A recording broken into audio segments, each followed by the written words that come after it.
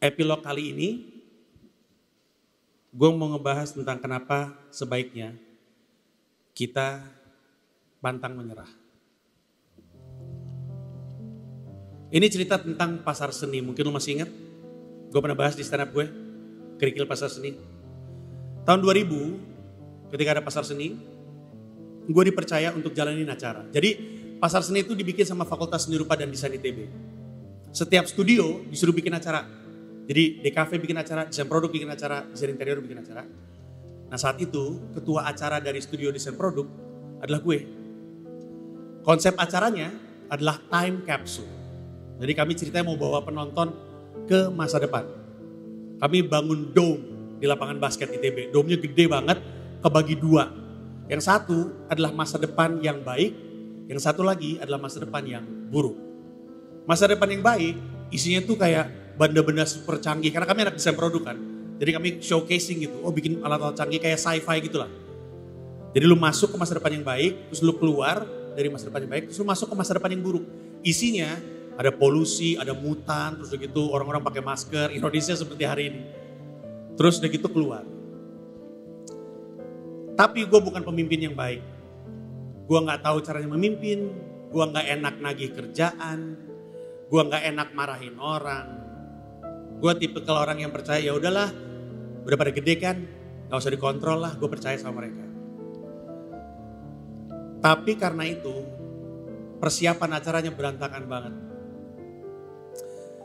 H-1, gue akhirnya kelar bikin dome-nya, itu tanggung jawab gue. Gue nugasin teman-teman gue untuk ngisi dalamnya. H-1, besoknya mau acara nih, gue masuk ngeliat dome-nya kosong. Gue bilang, guys ini mana nih alat-alat canggih yang kita mesti ada? Gak ada yang jadi sama sekali. Sama sekali gak ada. Kosong, cuman ada dome kosong. Itu juga pintu yang sebelah sana gak bisa ditutup. Jadi ngeplek gitu. Jadi kalau ditutup, dia ngebuka sendiri. Ditutup lagi ngebuka sendiri. It's embarrassing. Malu banget, besok ribuan penonton akan datang. Ini acara gagal untuk jalan. Gue inget banget kayaknya jam 2:30 pagi tuh gue. Di dalam ngelihat kosong, ngelihat gagal dan betapa malunya gue. Nah gue ini ditumbuh besarkan jadi atlet. Gue dulu persani, gue dulu atletik, gue dulu basket, bola, karate. Kami gak pernah ngomong menyerah. Karena kalau misalnya lo main basket, ada satu orang nyerah, kelihatan tolol nih orang. Udah berjuang aja sampai selesai kan gitu. Tapi malam itu, karena gue gak tahu lagi apa yang mau dilakuin. Untuk pertama kalinya dari mulut gue ngomong, saya menyerah. Dan gue inget banget, habis itu seluruh badan gue gemeteran, gue gak inget apa-apa. Mungkin gue pingsan karena stres, mungkin gue ketiduran karena ngantuk. Tapi gue gak sadarkan diri aja, pas gue bangun, gue ngeliat pintu yang gak bisa nutup itu udah terang. Pasar seni mulai jam 9, ternyata gue bangun jam 7. Gue keluar nih. Gue mau bilang sama anak-anak panitia yang nungguin gue bilang sorry ya, gue jadi pemimpin gagal, acara kita gak jalan. Mereka duduk-duduk. Pas gue mau nyamperin mereka, di sudut mata gue ngelihat ada segerombolan orang. Pas gue lihat, ternyata ada antrian panjang, mau datang ke acara ini. Di boulevardnya ITB, adik gue yang datang untuk bantuin lagi bagi-bagi flyers. Terus gue bingung, ngapain nih orang-orang antri, ini kan acara gagal. Tapi terus tiba-tiba gue sadar, mereka gak tahu isinya harusnya seperti apa. Yang tahu ini acara gagal itu cuma gue sama anak-anak. Mereka gak tahu, mereka cuma lihat ada dome gede banget namanya time capsule. Mereka gak sadar bahwa ini acara berantakan. Gue langsung ngomong sama anak-anak, guys cari sebanyak-banyaknya sampah yang lu punya, masukin ke masa depan yang buruk. Pokoknya bentuk kayak labirin, jadi mereka gini-gini. Habis itu kumpulin 3-4 orang, buka baju, lumurin badan pakai lem kanji. Kalau tahu kanji, kalau kering itu dia ngeletek-ngeletek gitu. Kayak mutant gitu, semuanya mukanya. Habis itu lu ngumpet di balik labirin itu, setiap kali ada orang muncul lu takut-takutin dia. Nanti disiapin smoke gun kan nyawa jadi ada. Terus gue bilang, cari satu orang untuk megangin pintu yang gak bisa ditutup tadi. Dia dari luar nih jagain. Gue panggil namanya Iwa, gue inget, Wak, pegangin di pintu. Setiap kali lu denger di balik pintu ini, lu lepas, terus lu ngumpet. Terus bilang, emang kenapa? Udah lakuin aja. Terus gue bilang sama anak-anak yang lain, guys, ini antrian nih, masukin per 5 orang. Jam 9 mulai, gue sendirian di labirin masa depan yang baik, yang kosong itu. Masuk 5 orang pertama, bingung. Karena kosong kan, di celinga-celingu gitu. Cuman ada gue di tengah-tengah. Gue bilang, kenapa? Bingung ya? Selamat datang di masa depan Anda. Masa depan Anda masih belum ditentukan karena tergantung perilaku Anda hari ini.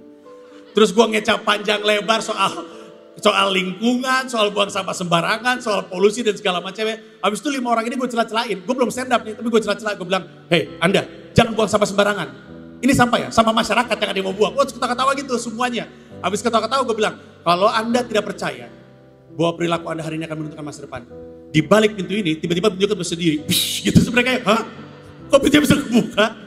Padahal si Iwa lepas terus dia ngumpet. Bilang, di balik pintu ini, Anda bisa masuk ke masa depan yang buruk. Terus mereka pindah, masuk masa depan buruk, ditakut-takutin. Wah, pokoknya bayangin kayak rumah hantu tapi science fiction. Keluar, anjing seru banget ya, iya lucu juga, seru segala macam. Orang langsung penasaran, apaan tuh time capsule? Ngantri lagi panjang. 5 orang berikutnya masuk. Gua ngulang hal yang sama. Kenapa? Bingung ya. Selamat datang di masa depan Anda. Masa depan Anda belum ditentukan karena tergantung kelakuan Anda hari ini. Gua ngulang kalimat yang sama persis. Terus kita semua ketawa-ketawa, terus gue bilang, di balik pintu ini, pintunya kebuka sendiri. Terus mereka keluar, mereka ngejerit, mereka keluar lagi, ada reaksi lagi, orang pada ngantri. Gitu terus dari jam 9 pagi sampai 6 sore. Ribuan orang gue begituin. Acara selesai, gue merasa gagal. Berapa hari kemudian laporan keuangannya masuk, ternyata acara time capsule yang tadinya gue pikir gagal, penjualan tiketnya salah satu yang tertinggi hari itu di pasar seni. Nah, gue mau menyampaikan sebuah pesan, tapi sebelumnya boleh minta tolong nyalain lampu gak semuanya? Nyalain lampu yang ada di handphone lu. Atau kalau misalnya lampunya gak ada, balikin ke sini. Gue mau ngasih tahu sesuatu. Prediksi gue, kalau kita bikin ini pengalaman yang indah, lu akan ingat selamanya. Gue tadi udah bilang saya menyerah. Tapi gak tahu gimana ceritanya, kemudian acara berjalan baik-baik aja. Kesimpulannya, bahkan ketika kita sudah menyerah sama diri kita, Tuhan tidak menyerah sama kita. Nah gue tahu banyak di antara kita yang merasa sedih, depresi dan pengen bunuh diri. Gue ingat, gue terima DM dari orang yang pengen bunuh diri. Dia bilang, Mas Panji, aku hampir bunuh diri dengan nenggak 2 strip obat. Tapi aku urungkan, aku batalin karena aku ingat aku tim tahan tiket katanya. Gue tahu ini terdengar lucu. Tapi ada orang mau bunuh diri, gak jadi karena pengen nonton komedi. Akhirnya kami ketemu di Semarang, kami berpelukan, dia nangis, gue nangis. Mungkin sekarang udah bunuh diri, mungkin. Kan tadi dia bilang dia pengen bunuh diri gak jadi karena pengen nonton stand up guys. Kan nonton stand upnya udah, ya mungkin udah bunuh diri. Semoga enggak. Tapi poin gue gini, gue sebagai pelawak gak pernah membayangkan apa-apa, tapi ternyata lawakan gue dan pelawak-pelawak lain ternyata bisa berdampak sama hidup gue. Jadi jangan pernah menyerah, bertahan aja. Lu boleh sedih, lu boleh terpuruk, lu boleh menunduk, tapi jangan lama-lama. Angkat kepala lu, karena jangan-jangan lu gak tahu dari tadi tuh sebenarnya Tuhan nyodorin bantuan. Nah gue tahu kadang hidup terasa berat. Tapi ingat hari ini kita ketawa sama-sama. Mungkin lu pernah berpikir mau menyelesaikan hidup lu. Mungkin lu sempat mau menyerah. Mungkin lu sempat ngerasa gak ada alasan. Tapi hari ini kita ketawa bareng-bareng, jadi sebenarnya hidup gak buruk-buruk amat. Dan gue janji, kalau gue bisa bikin lu ketawa hari ini, gue bisa bikin lu ketawa lagi.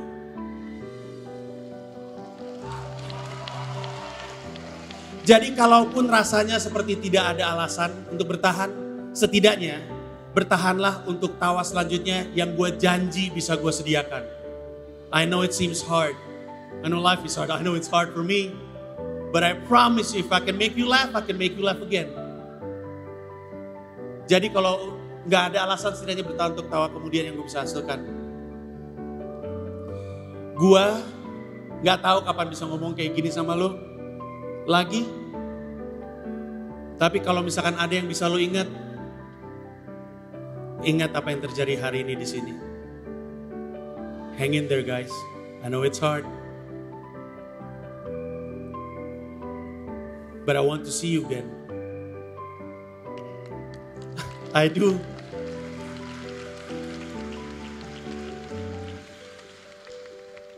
Berterima kasihlah sama semua pelawak yang lu tahu.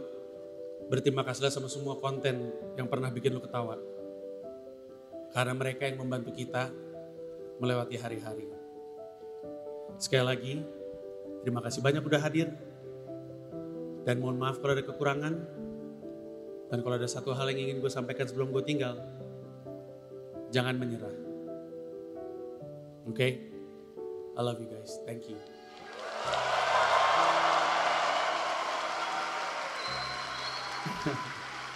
Hei, Panji, mau kemana kamu? Duduk di sini. Mohon maaf, Panji.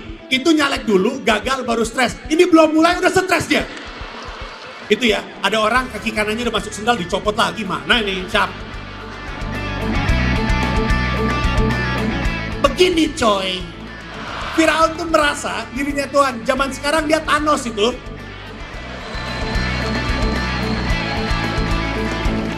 Terima kasih haram, selamat Natal untukmu juga.